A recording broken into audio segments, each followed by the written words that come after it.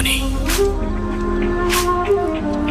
Money is always ultimate. इस दुनिया में उस आदमी की कोई इज्जत नहीं जिसके पास पैसा नहीं है। जितना पैसा उतनी इज्जत, इसलिए पैसा कमाना जरूरी है। पैसा ही एक और प्लीज अभी बाकी है। नेक दिल गरीब नहीं बनना है, मुझे तो नेक दिल वाला अमीर आदमी बनना है। इसमें गलत क्या है?